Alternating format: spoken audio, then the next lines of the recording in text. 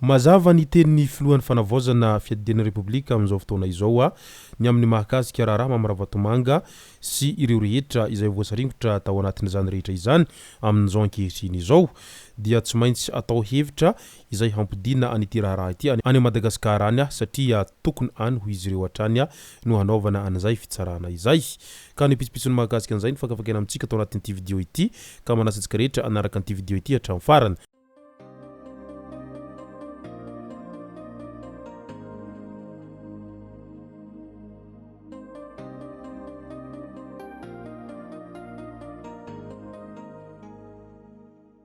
Ny tonga tsy miaraba hono namantesitra ka dia faly miaraba isika rehetra mpanaraka tsy tapaka an'ity chaîne ity tenako amin'ity androandroany ity araka n'izay efa natsipiko zay dia ny mahakasika raharaha mamy Ravatomanga no tena iompanantsika atao anatin'ity video ity fa milohan'izay dia andao aloha resantsika ireto tsara ho fantatra manaraka ireto. Ampangabe lalana Antsirabe camion lehibe roa no nifandona ary mbola tsy voafaritra mazava ny antony nahatonga ny loza fa simba tanteraka ny iray tamin'ireo camion ireo sy ny entana izay noentiny. Ny toana moa ny famovizana tao anatin'ity loza izay nitranga ity hatrany fa raha ny fandinihana tsotsotra aloha hatreto dia mety ho fandehanana mafy disy tafahoatra no nahatonga an'izao fandonana mahery vaika izay nisy teo amin'ny camion roa lehibe izao ka niavatra ho an'ny mpamily mitandremba ihany rehefa mandeha fa ny aina tsy ananampiry ka aleo mitandrana toy izay haratra na ihany koa ampitidoza ho an'ny hafa ary mety tsy fitandremanareo kely zay dia lasa miteradoza sy fatiantoka ho anareo. Resaka autoroute indray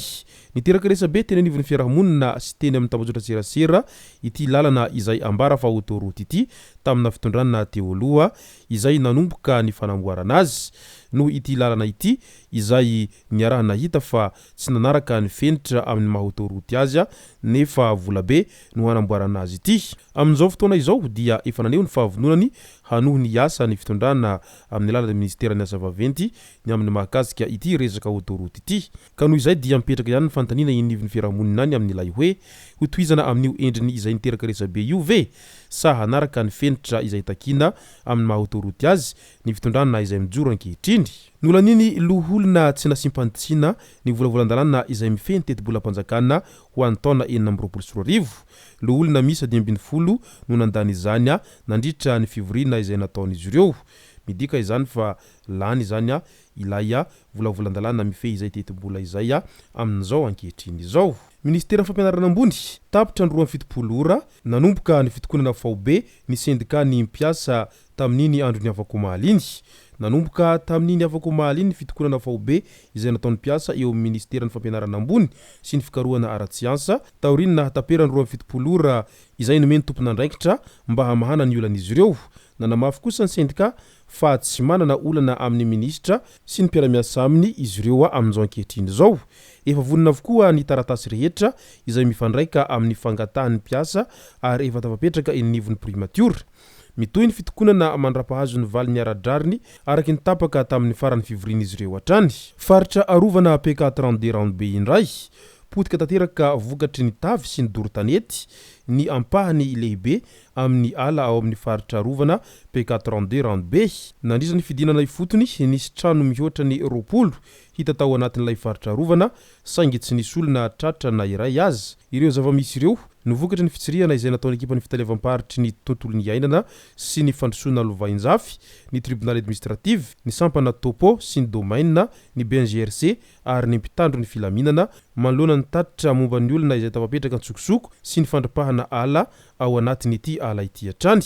Araky ny hita amin'ny sary dia tsy mampino hoe efa ao anatin'ny ala arovana nefa tsy mahita nahazo iray aza noho ny fahampitehana tafahoatra. Anisan'ny olana lehibe manano sarotra ny fanaraha-maso sy ny fiarovana ny ala ao Ranobe ny halaviran-dalana sy naratsin-dalana makany anatin'ny fony ala. Miantso ny rehetra ny tompona andraikitra mba hifanometanana sy hanampy amin'ny fitandrona ity faritra arovana ity indrindra amin'ny fanomezana vaovao haingana rehefa misy asa fanimbana ala eny fotoneny. Ny ala no tiana harovana nefa dia toa tany karakaina indray no hita amin'ity faritra arovana ity amin'izao ankehitriny izao. Fivanihana ny filoha Colonel Andry Rajoelina tao amin'ny France 24 mikasika any Mamy Ravatomanga raha ny sitraponay dia haverina ao Madagasikara izy Hotsaraina fitsarana malagasy ho hitany vahoaka satria ny volanay ny harenanay no nalainy ho iatrany ny filohan'ny fanavozana raha ny vahiny tamin'ny France 24 momba ny Andry Rajoelina indray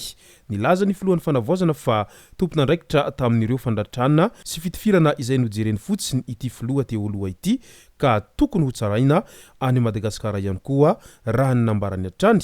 fanomezan-danjany teny pirenena ve io ny fantaninana izay mipetraka satria tamina teny malagasy no namaleny filohan'ny fanavozana ny fantaniny mpanao gazety France 24 nandritra ny fivanianany tao amin'ity fahitalavitra frantsay ity izay niresahan'izy ireo ny momba ny raharam-pirenena ao Madagasikara ao amin'izao fotoana izao araka izany ara dia tokony any Madagasikara izany no hanaovana fitsarana anireo rehetra izay nangoron-karena nandritra ireny fitondrana teo aloha ireny ary tsy misy tokony ho azo vela ho vitavita ho azy amin'izao ireo rehetra izay nanao ampihimamba sy nangalatra ny harem-pirenena indrindra fa izay azo lazaina hoe nandroba ny voaka malagasy tao anatin'ny fotoana lava be izay ka tokony ho tsaraina aradrariny sy arakitsiny ary tokony ny fitsarana malagasy no handray an-tanana sy handray andraikitra amin'izany rehetra izany araky ity voalaza ity hatrany andrasantsika eto ara izay mety ho toy ity raha ity asa raha Hotsaraina any Madagasikara ihany izy ireo asa raha ho tapaverina any Madagasikara ihany koa izy ireo ao anatin'izay fanadiadina sy ny fitoriana etsiroa izay mety ahazo azy ireo zay asa raha ho afabela amin'izao fotsiny izy ireo eo anatrihan'izany rehetra izany raha toa ka tanteraka izany rehetra izany dia ataoko angambany fa tsy misy ho afabela intsony izany izay minia hanao ratsy amin'ny manaraka eo na ihany koa ireo zay konkonina ny hanangokarena amin'ny fitondrana any aorinany fa raha toa ka tsy misy sazy izay tokony ahazo an'ireo rehetra izay nanao antsiramby sy nanangokarena nandritra ireny fitondrana teo aloha ireny dia ataoko fa mbola hitohy ihany izay satria mbola mipetraka foana ilay hoe tsy maty manota ary natokana ho an'ny madinika foana ny sazy ao anatin'izany rehetra izany fa ireo izay lazaina tena gros poisson sy ireo lazaina fa dinosaure politique izay efa zatra manangokarena dia tsy mba misy ny sazy izay hentsitra dia hentsitra mba afahana mamatotra azy ireny mba ialana amin'izay zatra gaboraraka sy zatra lalandrinina izay